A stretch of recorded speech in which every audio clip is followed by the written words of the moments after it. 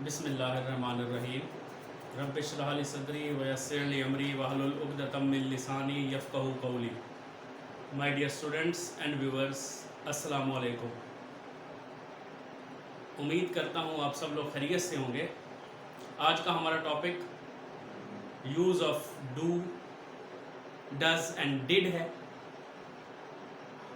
How we use do, does and did in our sentences. सबसे पहले अपने lecture को स्टार्ट करते हैं।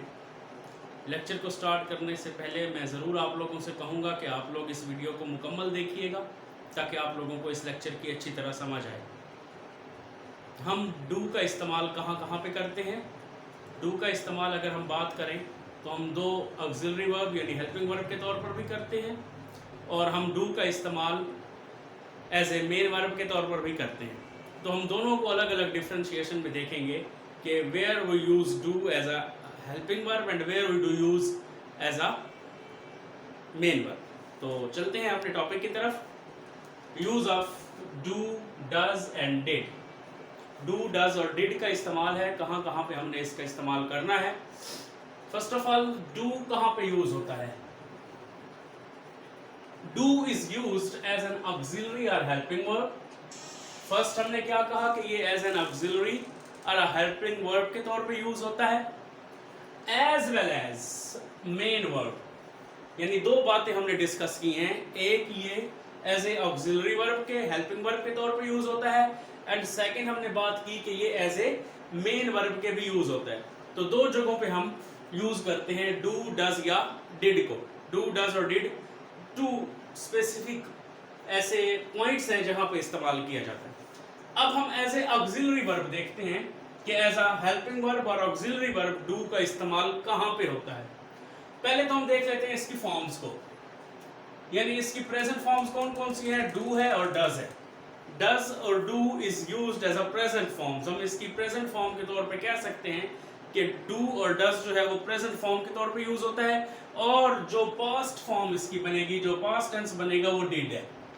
Did as a past tense use होगा और डू और डज जो है वो एज ए प्रेजेंट टेंस के यूज होंगे।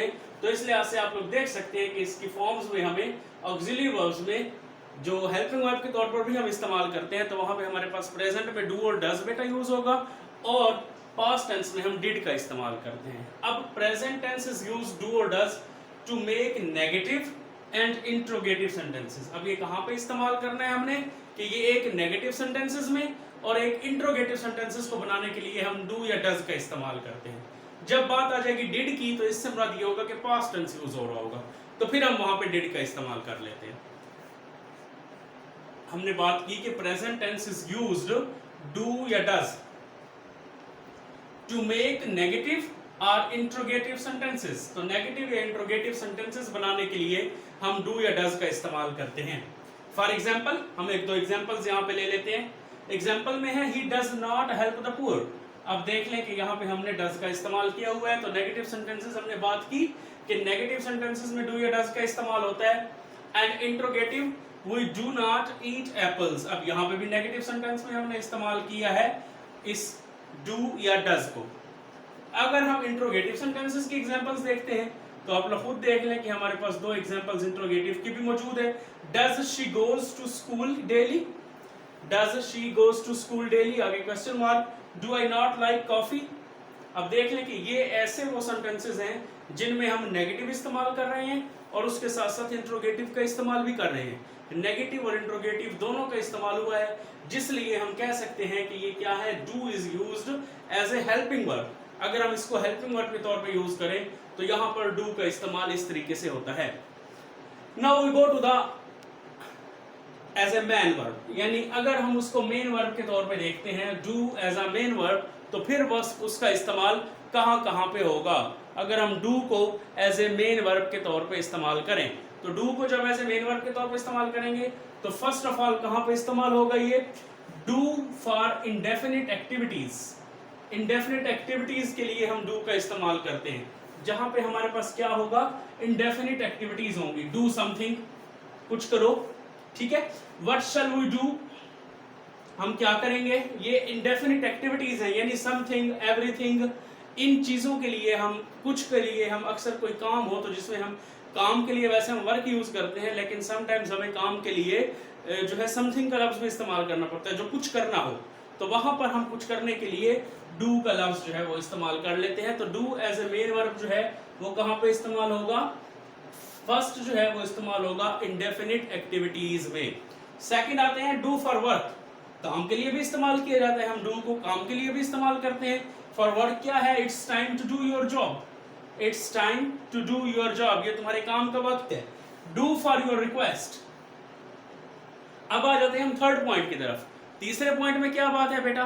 तीसरा पॉइंट है कि आप लोगों ने रिक्वेस्ट के लिए भी हम डू का इस्तेमाल करते हैं, इनविटेशन के लिए भी हम डू का इस्तेमाल करते हैं। हमने किसी को रिक्वेस्ट करनी है, कोई इनविटेशन सेंड करनी है, तो वहां पर भी हम डू जो है वो इस्तेमाल कर सकेंगे एज ए मेन वर्ब के तौर पे। तो यहाँ पे हम देखते हैं डू विजिट अस, ये रिक्वेस्ट है, डू विजिट अस प्लीज, हमारा डू यानी प्लीज जो है विजिट अस।